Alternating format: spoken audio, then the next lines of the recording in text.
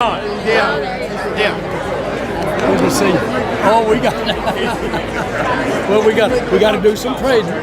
Dion, she's mine. Hey, Dion.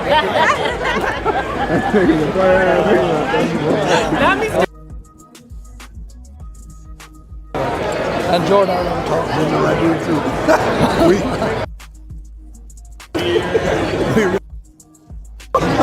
We will. Network.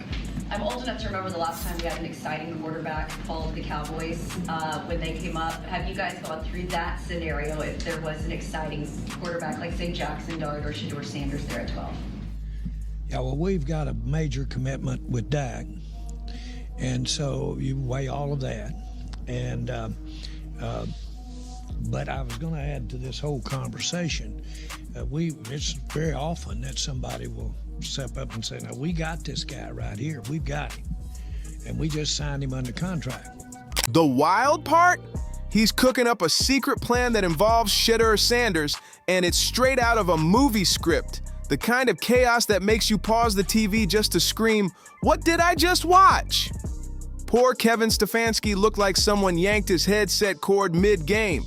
It was that level of confusion, pure meme-worthy madness that only Jerry Jones could pull off. This man's got something brewing, and trust me, it's about to flip the whole league upside down. Somehow, the Cleveland Browns managed to stumble into a genuine miracle. Not a lucky coin toss, not escaping another tragic draft pick, an actual miracle. They might have finally found a quarterback who doesn't crumble the second pressure hits.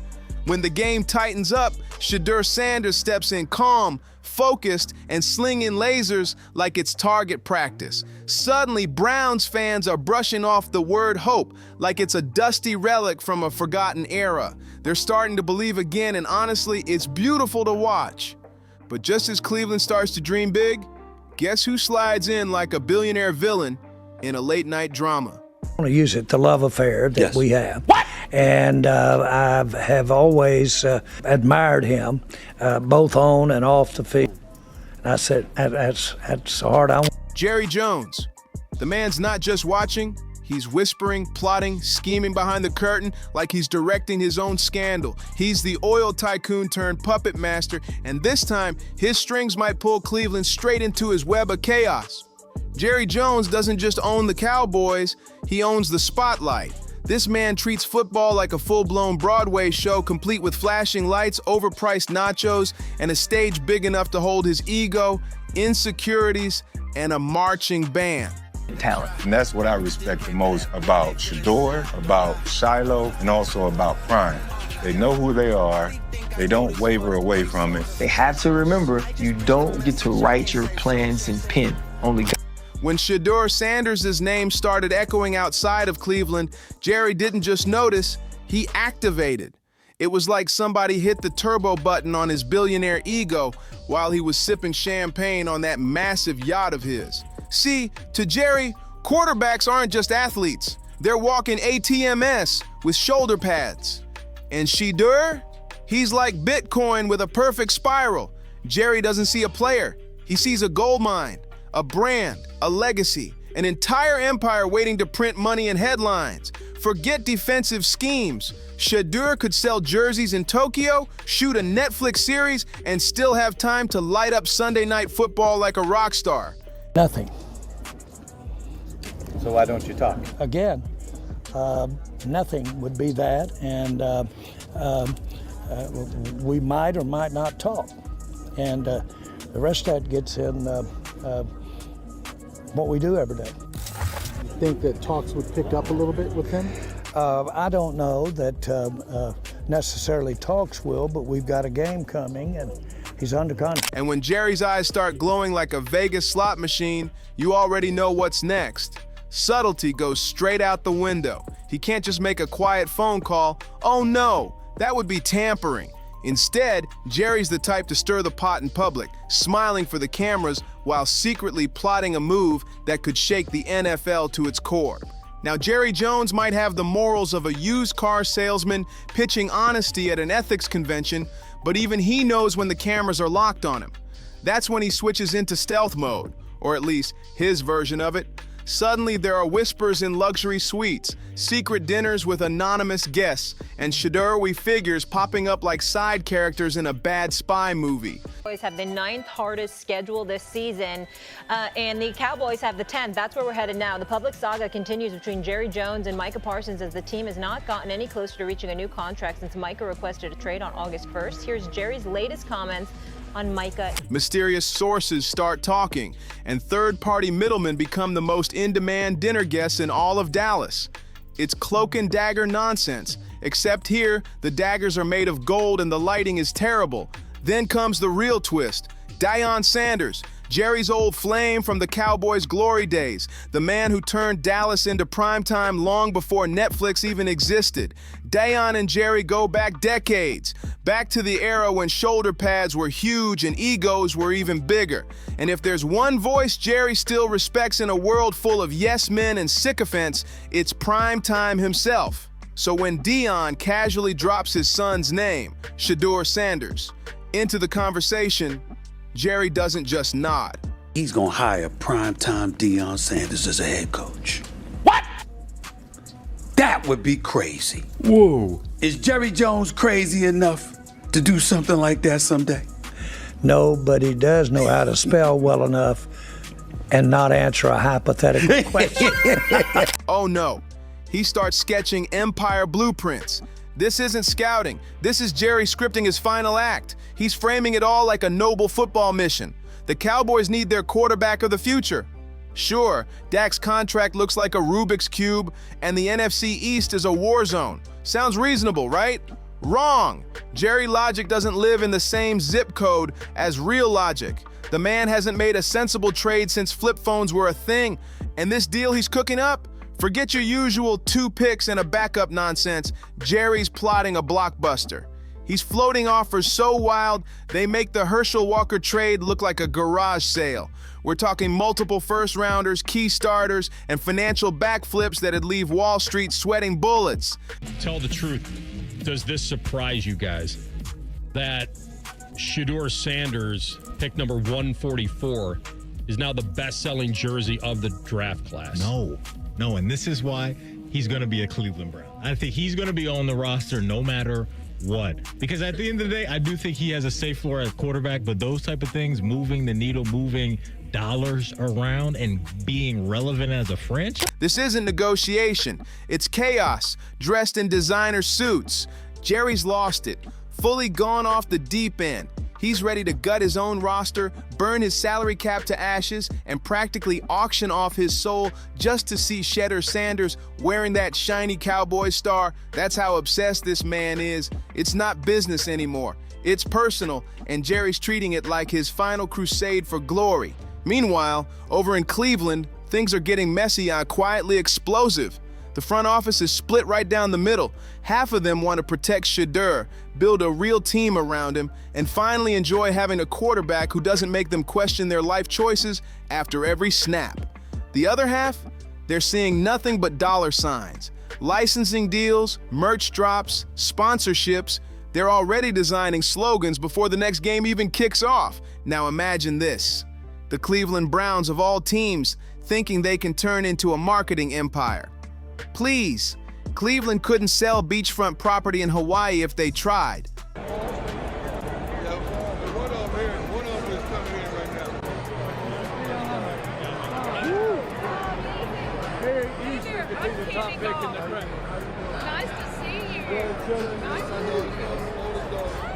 But that's not stopping the chaos. Coaches want growth, execs want cash, and right in the middle of it all is Shedeur, just a rookie trying to play ball while billionaires circle him like vultures at a Texas BBQ. And this, right here, is the Jerry Jones master plan in motion. He doesn't need the deal tomorrow. Patience is his new weapon. Jerry will whisper in the right ears, plant rumors, and sit back with that smug grin until the perfect moment arrives. An injury, a contract meltdown, or a mysterious media leak. Then boom, the door swings open and Jerry swoops in like he's rewriting NFL history. Because in his mind, this isn't about winning games anymore, it's about chasing immortality. Jerry doesn't just want to win, He wants to be remembered. In his mind, he's the mastermind who turned football into theater, the man who made the Dallas Cowboys bigger than the sport itself. He's dreaming of headlines that say he outsmarted the entire NFL. And at the center of it all, Shedeur Sanders, the golden bridge to glory, the missing piece, the lottery ticket that could make the Cowboys not just America's team, but Earth's team. That's how far his ego stretches, beyond the Super Bowl straight into legend territory. But here's the problem. Jerry's master plan depends on a rookie surviving the deadliest spotlight in sports. The last 2 minute drive, you don't give it to him? Come on, man, make it make sense. They don't want that boy in Cleveland. We know they don't want him in Cleveland. They do it. Now, that's dirty. That's 2 L's they got to hold, right? He did, but come on, man, you don't want, like he said, though, they don't want to have a quarterback controversy. That's cute and all, but nah, you got to get to the smoke. But, it's a silver lining in all this in the end for your boy. I think, personally, this is my take, and this is going to blow your mind. He's going to end up with Jerry Jones in Dallas. Why, you say? Jerry loves prime. Dallas doesn't raise quarterbacks. It devours them.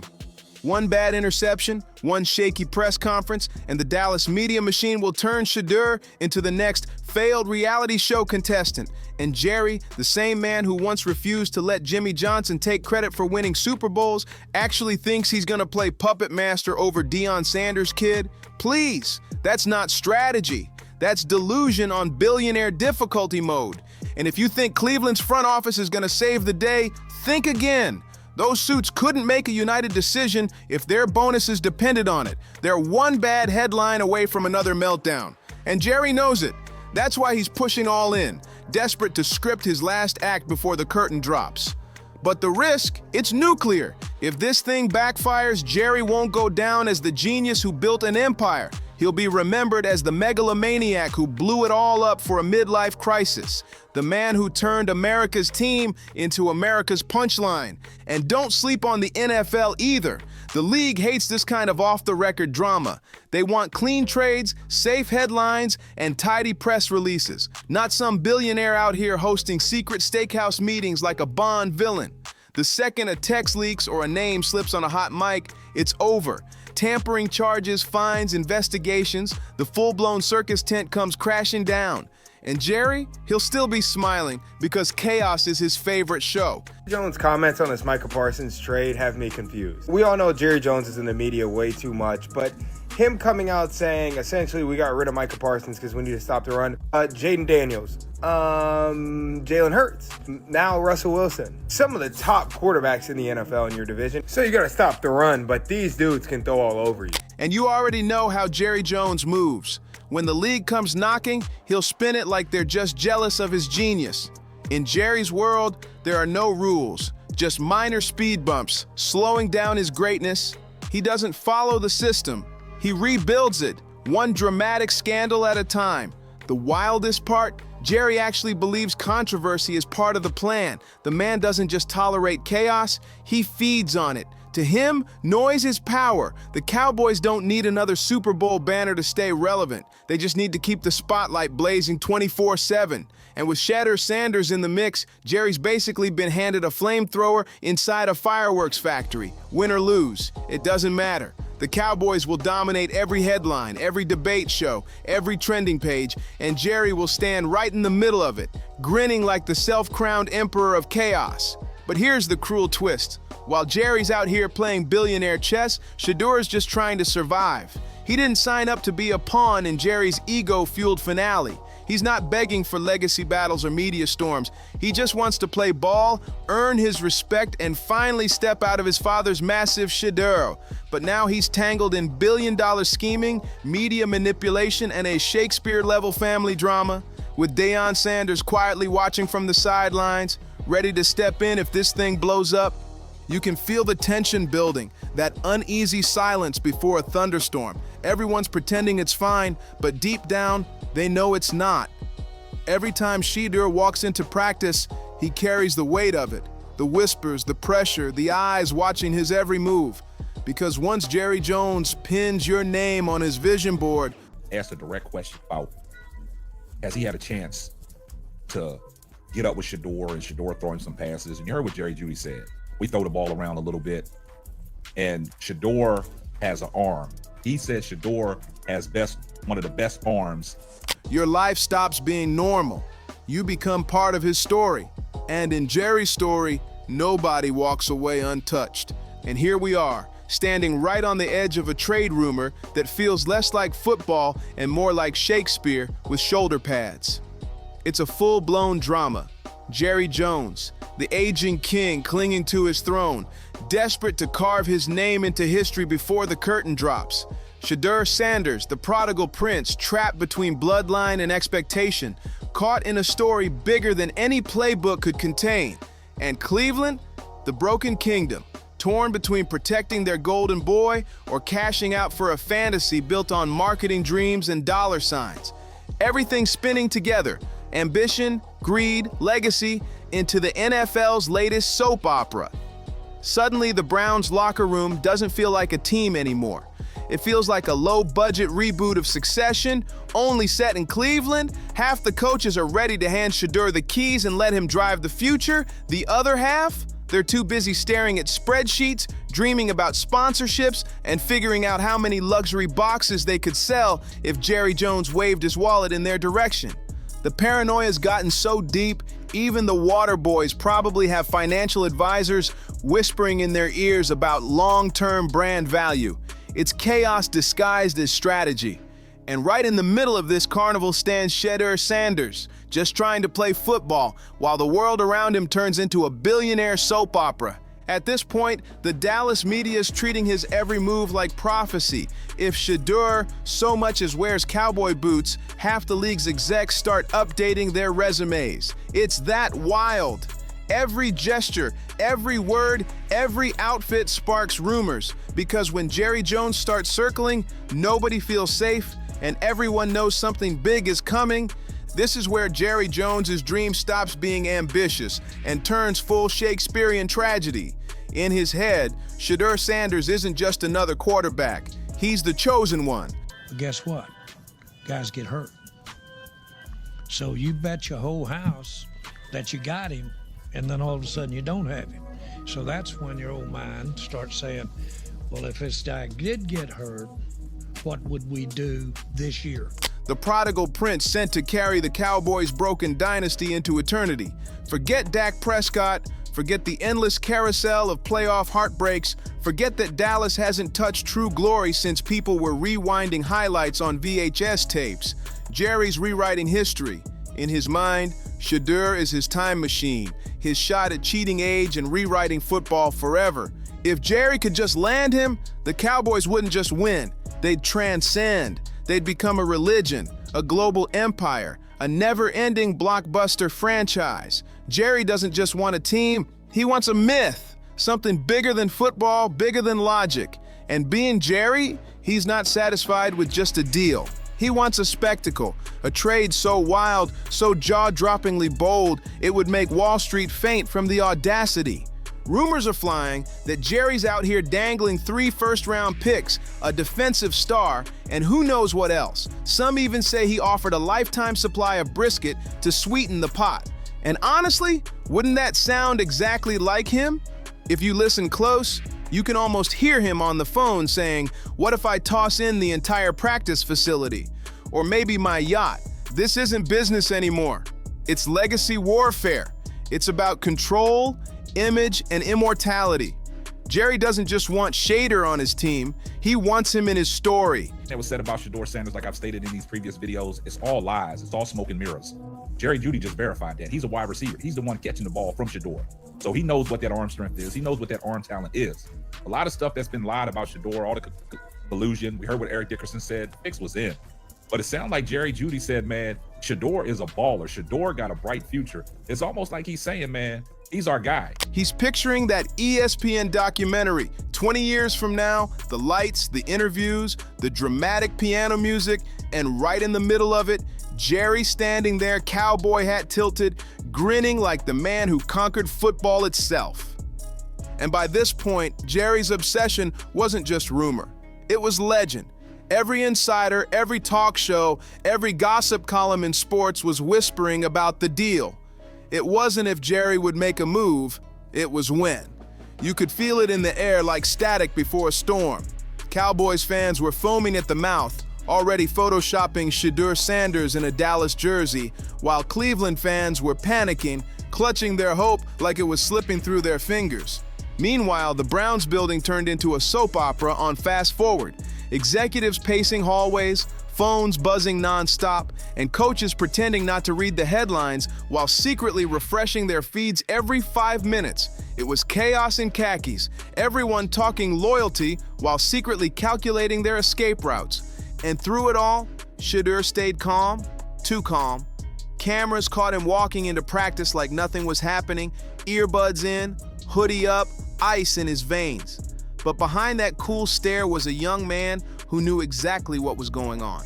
The vultures were circling, and no matter how quiet he stayed, his name was now the loudest in football. Not only gives us 4 first-round picks over the next 2 years, we not only do that, nothing says we can't use some of those picks right now to go get. Reporters started camping outside facilities, helicopters buzzing overhead, insiders tweeting unconfirmed sources like their lives depended on it. Even other players started dropping cryptic messages, little fire emojis, side-eye gifs, all feeding the madness. And in Dallas, Jerry was smiling wider than ever. To him, this wasn't pressure, it was promotion. Every headline was free advertising for his empire. The louder the noise got, the more powerful he felt. Because for Jerry Jones, controversy isn't bad publicity, it's fuel. And this fire, oh, he planned to make it burn until the whole NFL couldn't look away. And the NFL, oh boy, they were sweating bullets. Tampering whispers were flying through the league like confetti after another Cowboys playoff heartbreak. If Jerry Jones was really working those back channels, calling up Deion Sanders, sliding secret messages, or making promises that sounded a little too close to bribes, then the league wasn't just dealing with gossip anymore.